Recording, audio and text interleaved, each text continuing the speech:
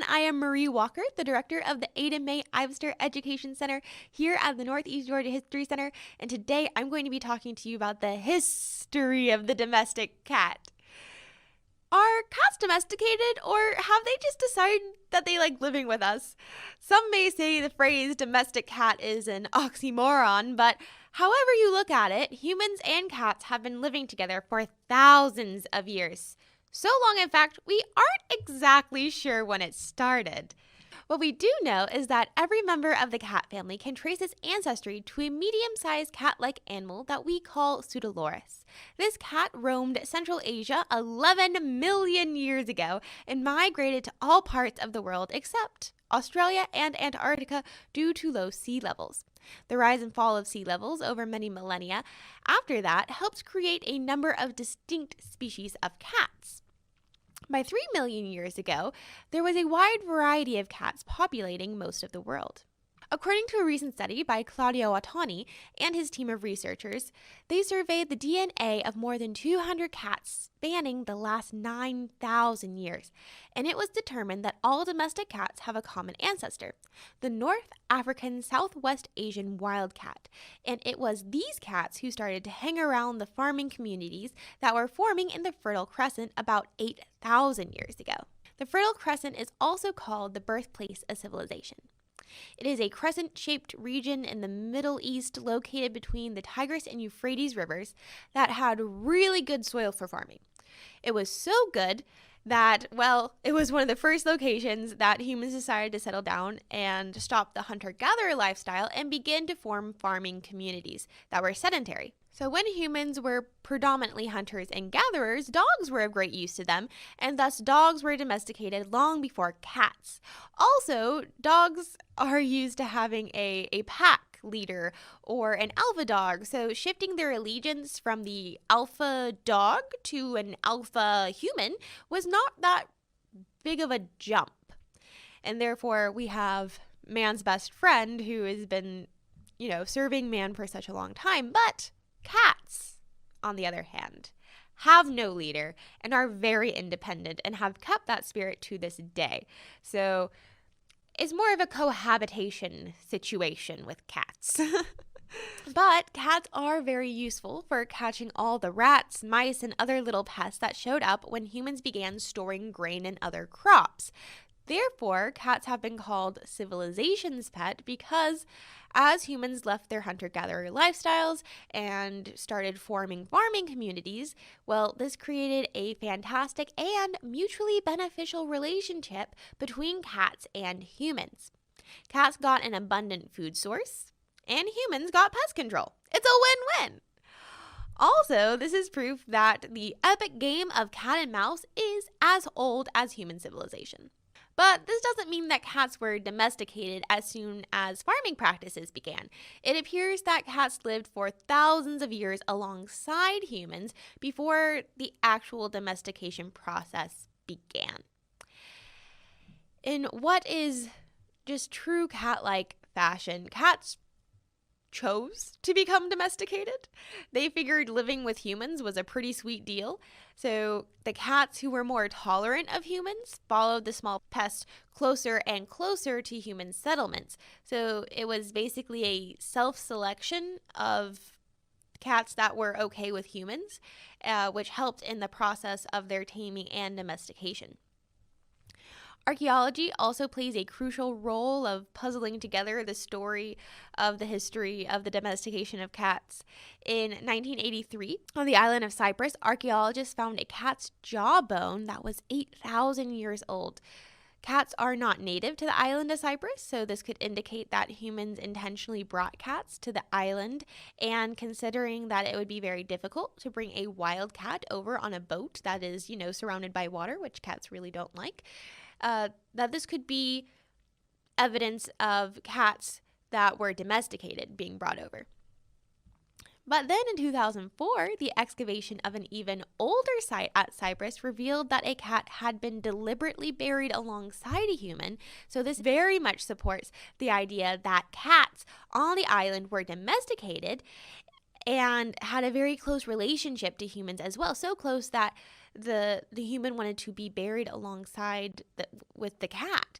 So this actually pushes the domestication date back at least another 1,500 years to about 7,500 BCE. So that's as far back as we have archaeological evidence that cats have been domesticated and having a close relationship with humans. Now, in the same study that I mentioned earlier by Claudio Ottoni, it shows that while cat domestication began in the Fertile Crescent, it accelerated a few thousand years later in ancient Egypt during the classical period, to be exact. Also, side note, the domestication of cats is not strictly linear. It varies from place to place, and domestication may have occurred at different times, at different places, with various subspecies of cats. There are a lot of unknowns when it comes to the exact domestication process of our lovable feline friends, but what we do know is that they were absolutely beloved in ancient Egypt.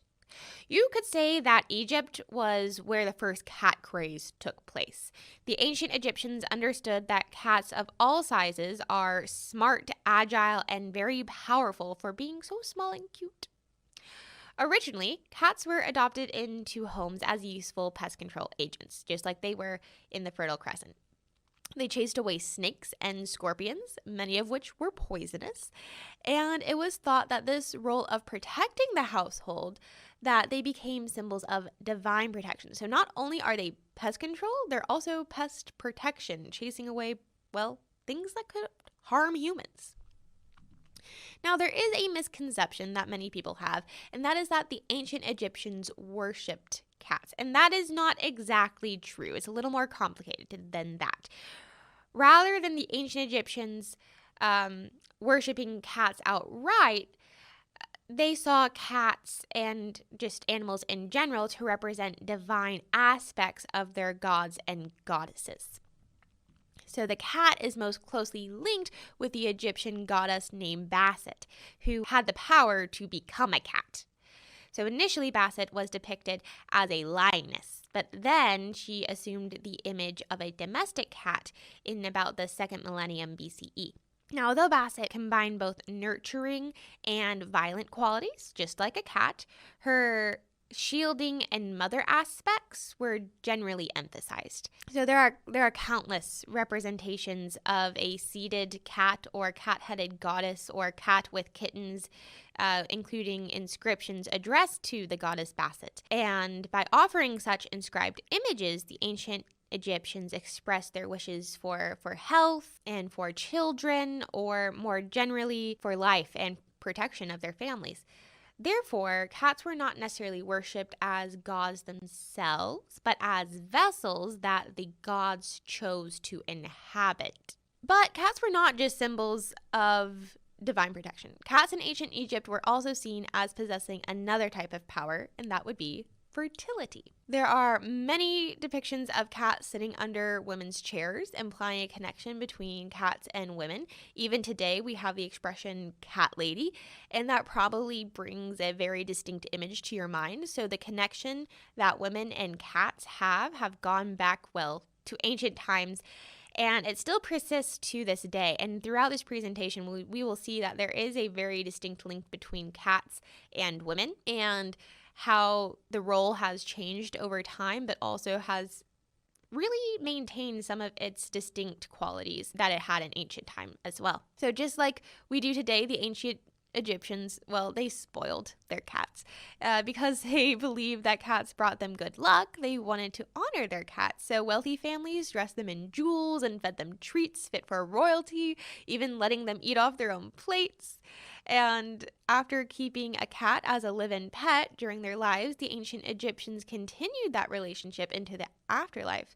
So when a cat died, if the family had the means, the cats were mummified and placed in the family's tombs. This way, the cat could always be with them, even in the afterlife. The humans of the cat would then enter a period of mourning for their cat that had died, where they would shave off their eyebrows. This period of mourning ended only when their eyebrows grew back in. Also, cats were so special in ancient Egypt that if someone killed a cat, even by accident, they themselves were sentenced to death. Now, in 31 BCE, Egypt became a province of the Roman Empire, and cats were introduced into Roman life, becoming truly widespread in Europe around the 4th century CE. A cat skeleton from this period shows the shortened skull of a domestic cat that we have today.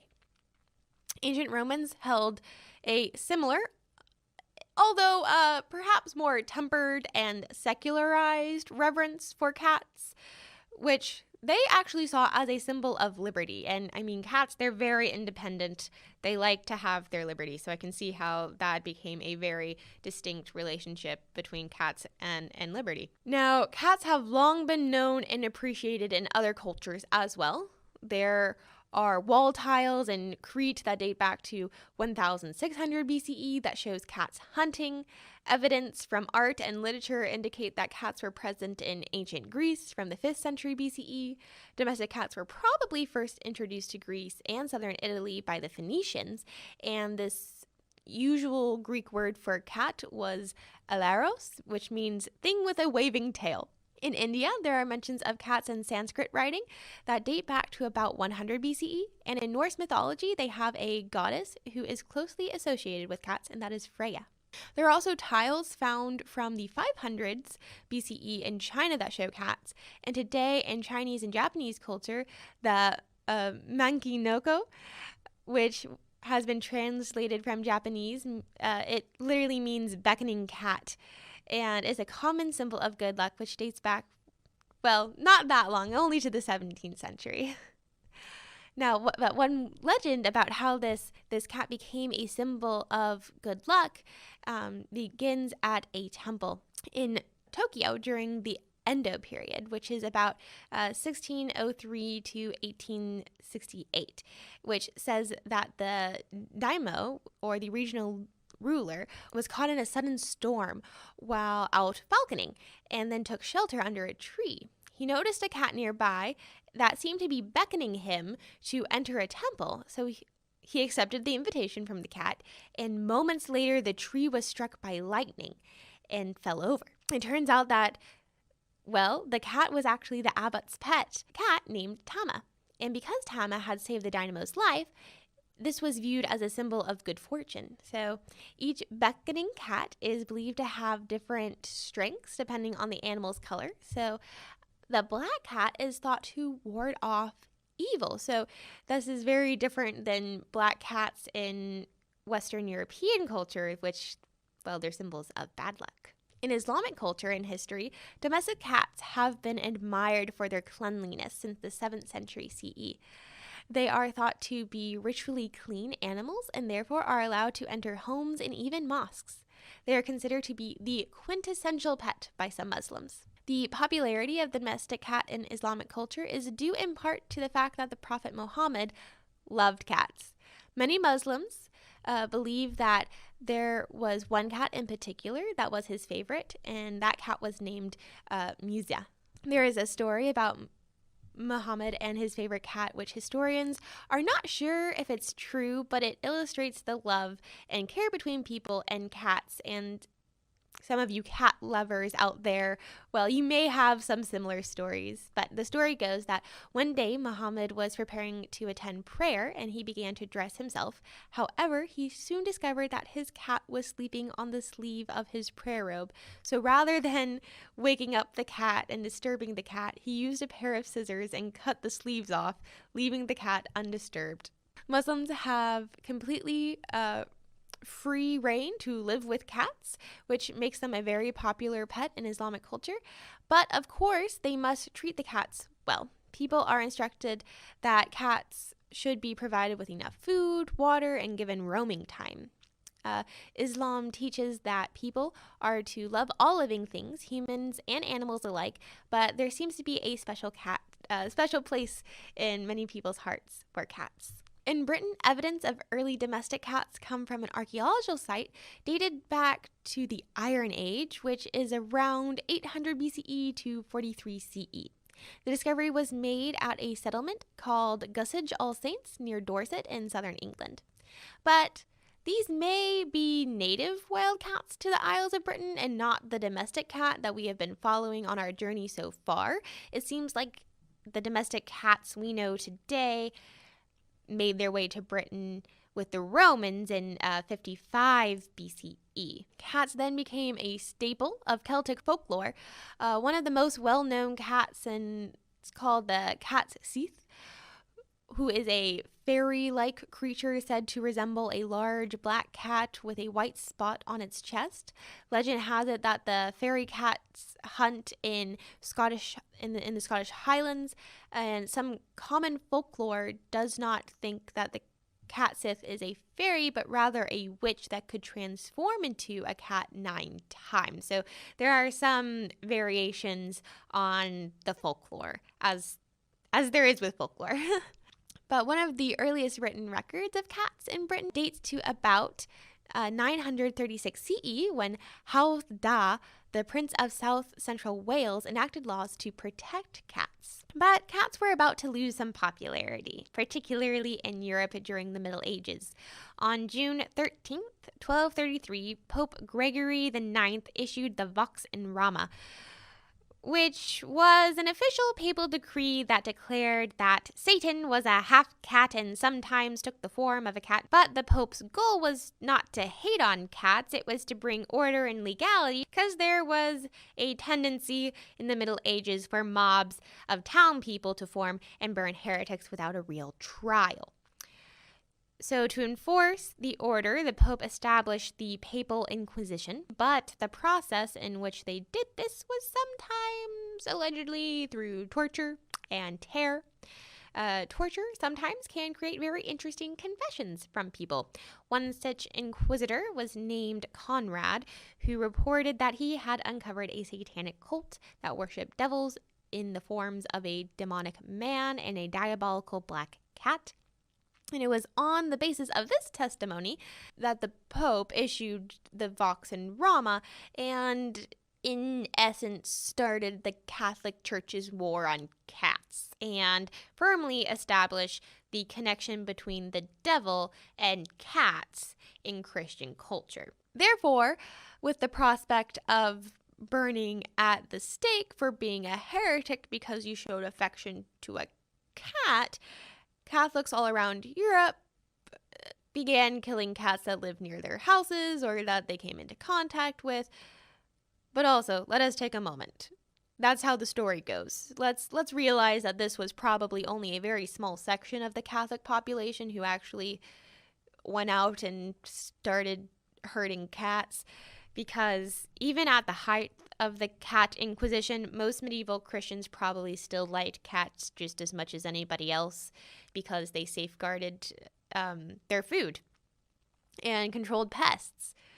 And not even all priests thought cats were evil. From 1305 to 1467, there were 2 cats who were paid a penny a week to eradicate mice and rats from the north tower of the Exeter Cathedral, located in southwest England. They even had their own special cat door, as their access to the church was so important.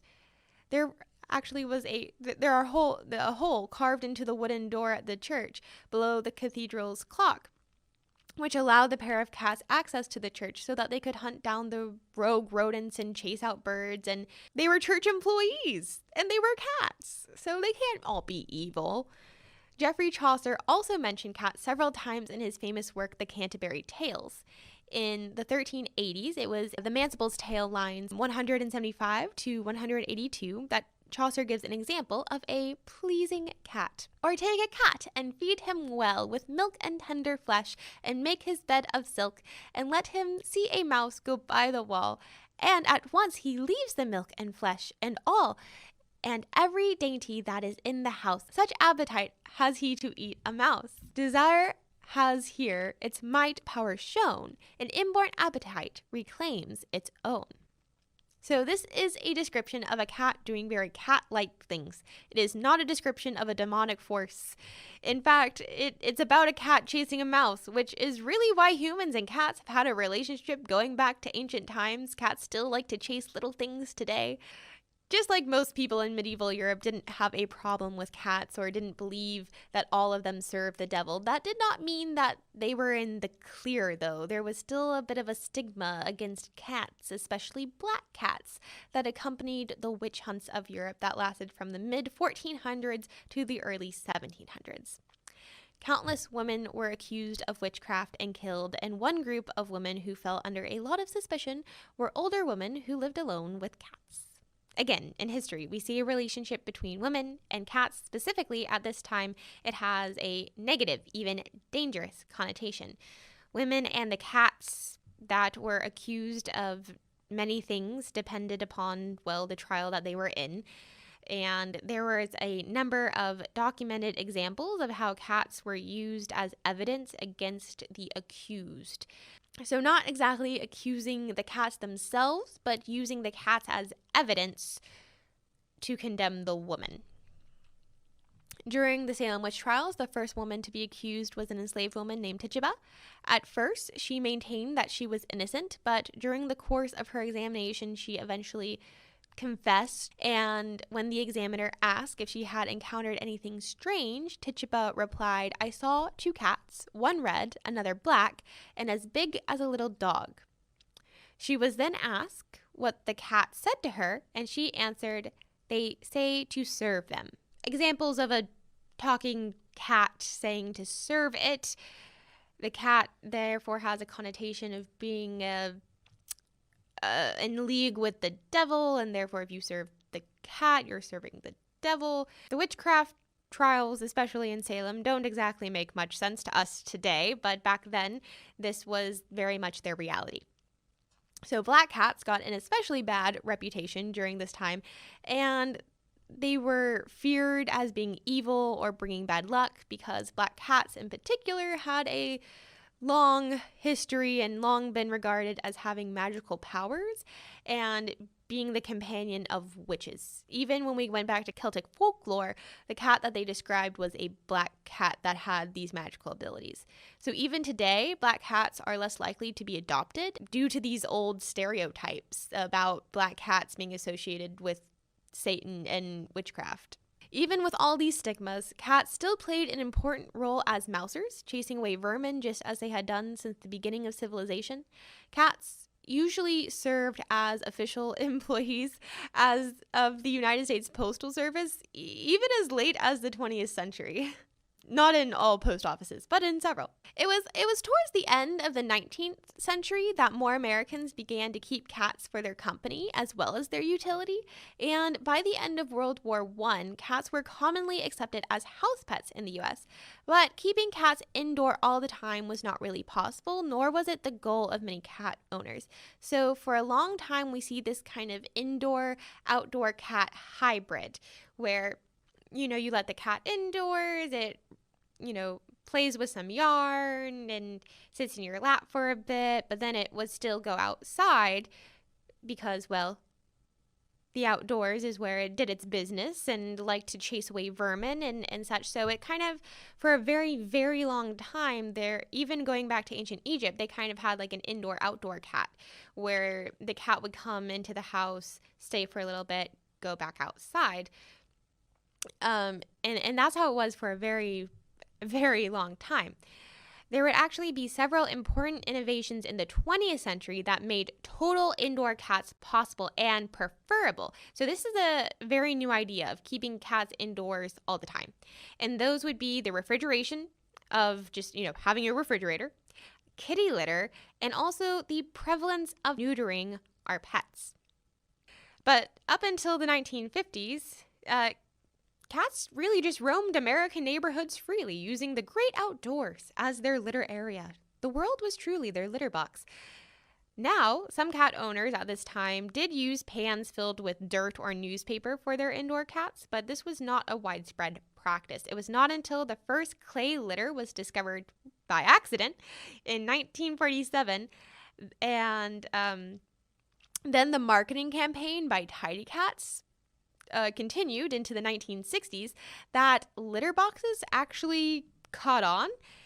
So with all of these inventions of cat litter and refrigeration so that you could have canned cat food to feed your cat, and also just being able to spay and neuter the cat.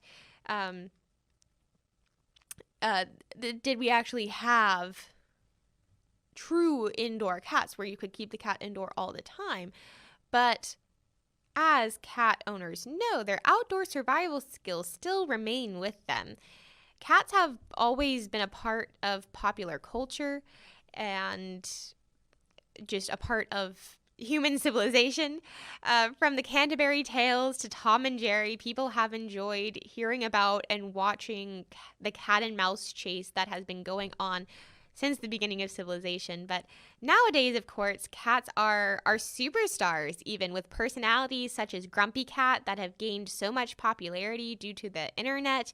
And today, cats are the world's most popular pet, outnumbering dogs as many as 3-1, even though dogs are still the most popular pet in the United States. We will now be going and hearing from special guests. We have interviews with Alex Garver, a cat behavioral specialist, and Polly Smith, the production manager of Acro-Cats. My name is Alex Garver, and I am the owner of Alex's Feline Training and Behavior Consulting. I am a certified cat trainer. Okay, hold on, incoming. Oh, she's a kitty. Hi, yes.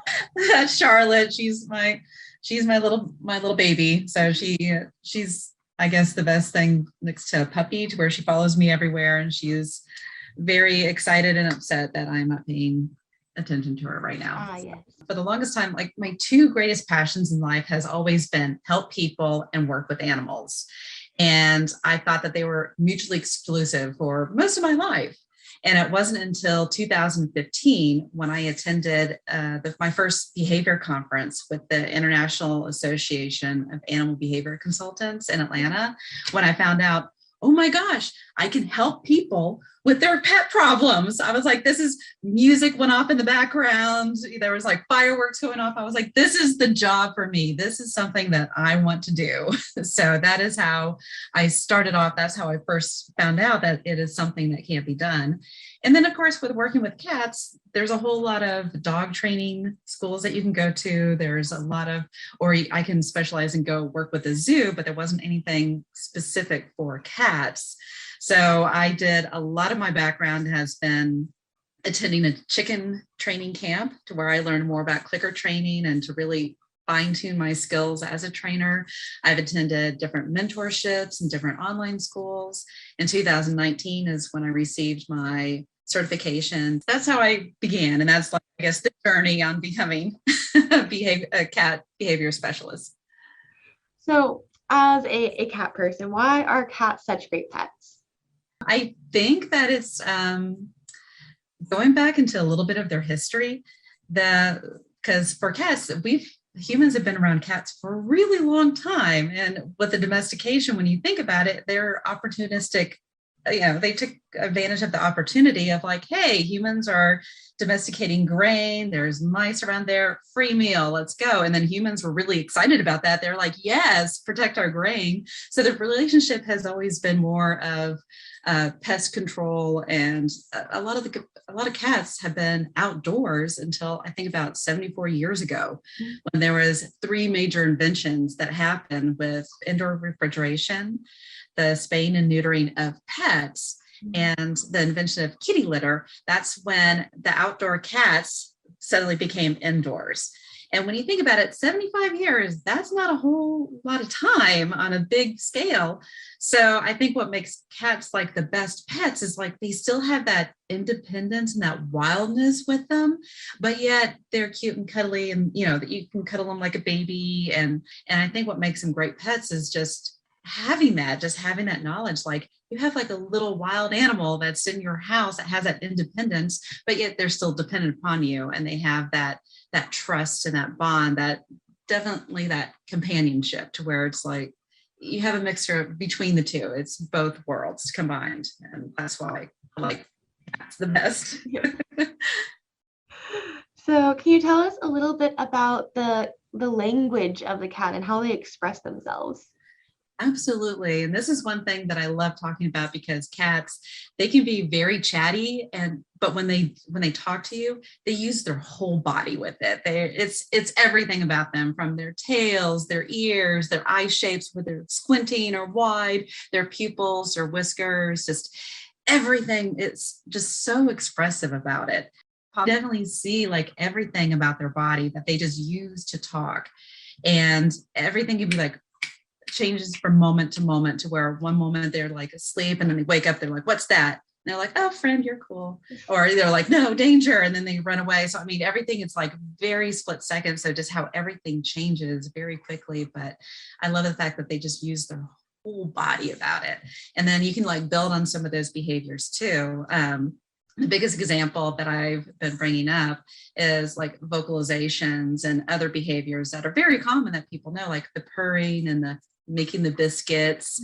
And then there's also some that it's really fast and a lot of people may not pick up on, but when they're stressed, they do like lip licking, to where they like lick their lips really fast, or like some yawning, or how they like move their head away to do avoidance behaviors. So everything can be like very quick and very, very fast, but they are very expressive in their language, and they definitely have a very big language about it. So how difficult is it to actually train a cat? I love answering this question because I hear a lot of people, they always tell me my cat can't be trained. They can't be trained. And I'm like, those are the people where I'm like, hire me. I want to prove you wrong. I want to show you that, yes, cats are very trainable. It does depend on the behavior as well as each individual cat, as far as how well that they can be trained. But for the most part, it's all you have to do is like find their high value reward, find out what really motivates them, where they want to do the behavior that you want them to do. The biggest approach, what I normally do, my practice, I go with the Lima approach, or the least intrusive, minimally aversive.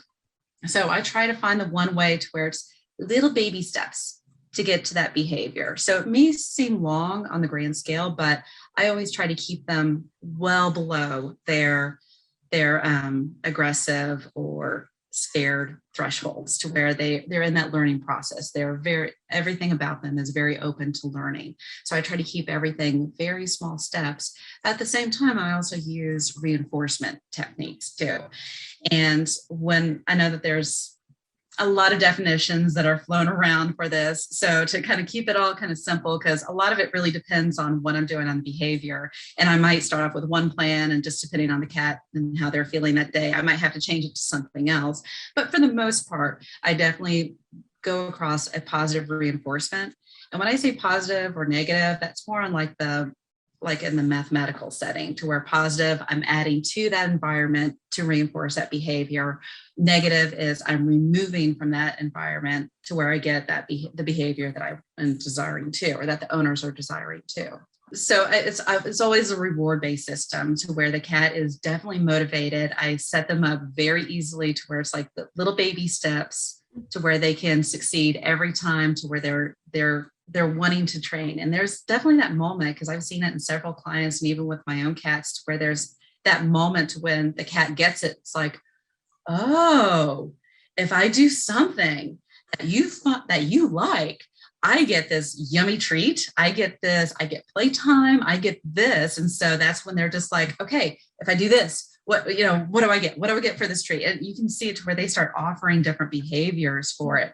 And so that's something that's really cool with training cats, is where it's like, it's once they get it in their mind to where they get the game and they get that training is easy, then that's on the owners where it's like, you can train almost anything. There's to get them to go into the carrier on will. There's also cat agility courses that you can train a cat to do. So there's so much that can just be opened up, and it's really not that difficult. As soon as you find that high value reward and you set them up for success, you can go. There's so much that can be done. Oh, that's so interesting. So do you have any like success stories, or a favorite client that you've worked with where, you've just seen miles and miles of improvement? The favorite stories that I love talking about, because all of them are very near and dear to my heart. I just love all the clients. And I love seeing how, again, like going back to what motivates me to do this is helping people with their pet problem. And so just seeing owners like come at me, call me at a point of frustration to where they're like, I just don't know what to do. I'm at my last rope. What can I do to do this for any kind of behavior? And then at the end of the session or at the end of the training to where they're like, oh my God. I mean, it's just, you see that bond being rebuilt again between them and their cat, where they have, and that cat. The biggest success stories and the one that really warms my heart is working with shy cats, the ones that are always hiding, that are always fearful. And once the owners start training with them and working with them, and you can see like that cat's world just changed, where it's like, I trust you completely now. I am open, and to where they can have that conversation, to where just training, to where it's that bond is just definitely firm. It's solid. And those are like the best stories that I love. I can't pick just one. So that's like all kind of inclusive, to where it's just all the shy kitties that I've worked with, just to see them come out of their shell and just be open and to have that trust with their owners or with their human caretaker, if it's a pet sitter or something. It's just to see them to where they're like, okay, I trust you, we're good. And yeah, it just warms my heart. I try not to cry every time I talk about it. Oh, that's so sweet. So thank you so much for allowing me to have the opportunity to talk about cats and to talk about training. And I hope that this is inspiring people to where they can at least look into training for their cats and just see what it is, because just different behaviors and just like what can they do, and just to how to strengthen that bond between their cat and have like their own little language with their mini panther, mini tiger in their house. So thank you so much for being with us today. Thank you. So thank you so much for being with us today. Can you please introduce yourself and tell us a little bit about you?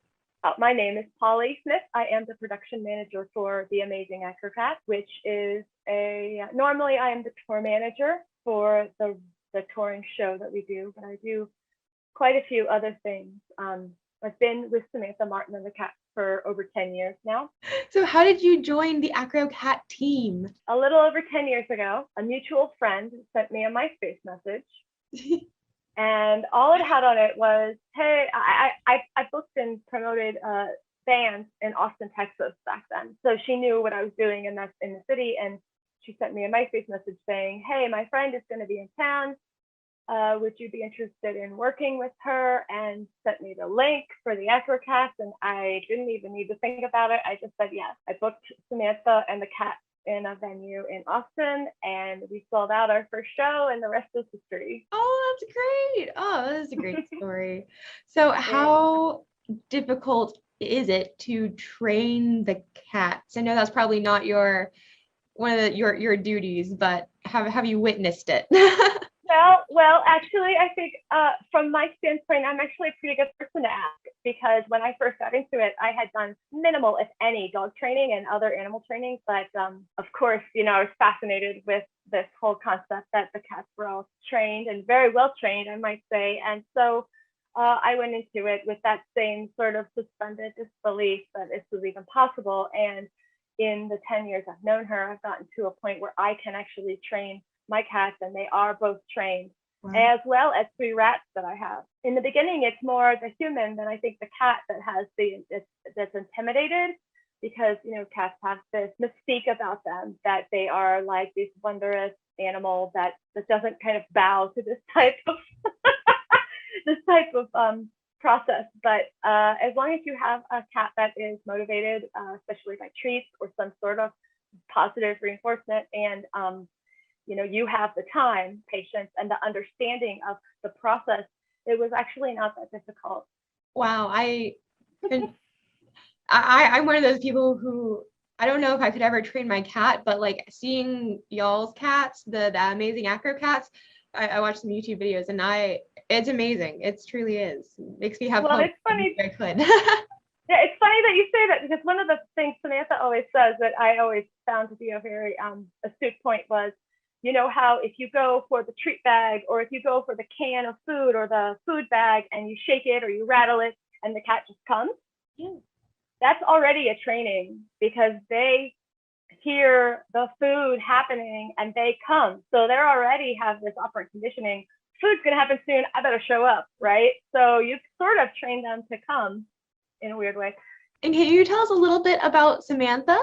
I know you've mentioned her several times, but I'm not sure if some of our viewers will know who she is. And so can you tell us about how, she kind of had Acrocats come to be, and also the qualities you admire about her? Samantha Martin has been an animal trainer since she was 9 years old.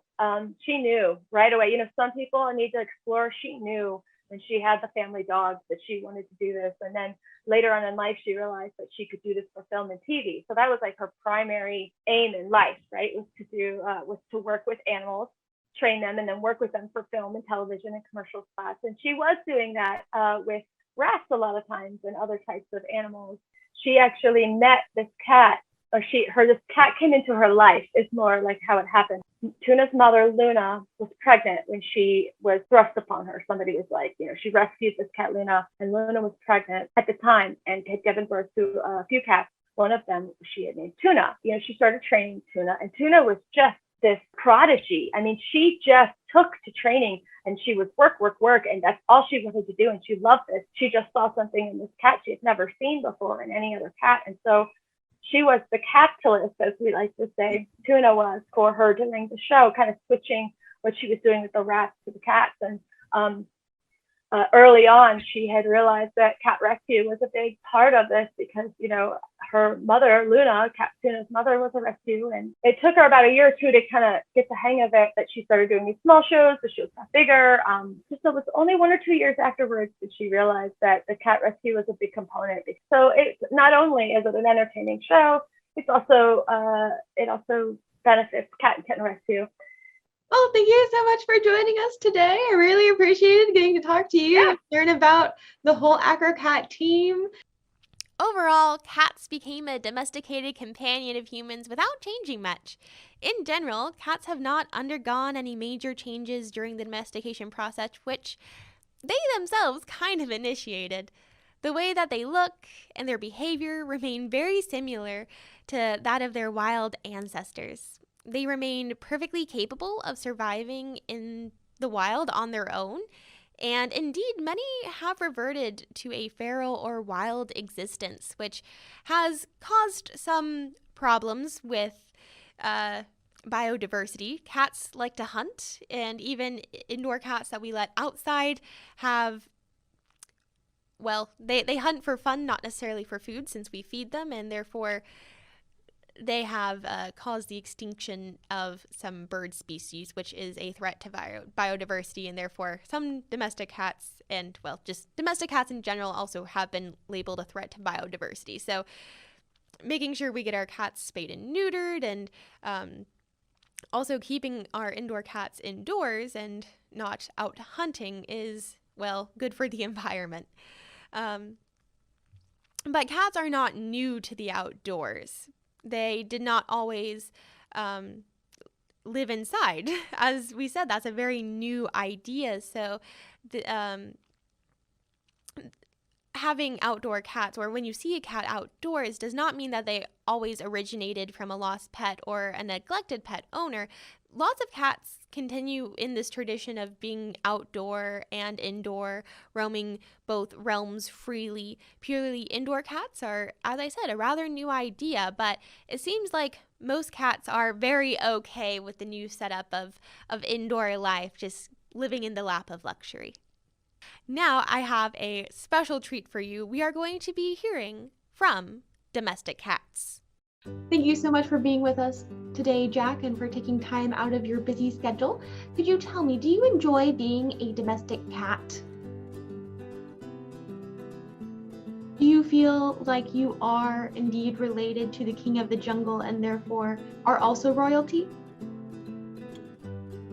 Are you aware of how cute you are? Hello, Gabby. Could you tell us, what is your favorite part about being a domestic cat? Is it the free room and board, constant attention whenever you would like it? Thank you for being with us today, Lucky. Now I have a rather hard question for you. Do you still blame Pope Gregory the Ninth for this discrimination that Black cats face in adoption practices to this day?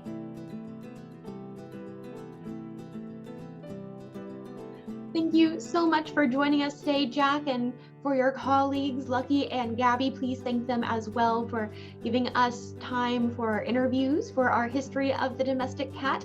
I hope that this was insightful to our viewers and really gave a glimpse into the life of domestic cats, past, present, and perhaps even the future. What do you think the future of domestic cats is, Jack?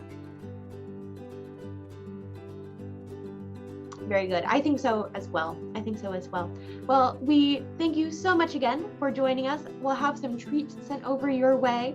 And until next time, bye. Thank you so much for coming to this presentation on the history of the domestic cat. I hope you enjoyed it. This has been a very, very much requested program, and I am so excited that we finally got to do this for y'all. Thank you so much for your support of the Northeast Georgia History Center. We truly appreciate it. And until next time, stay safe and take care.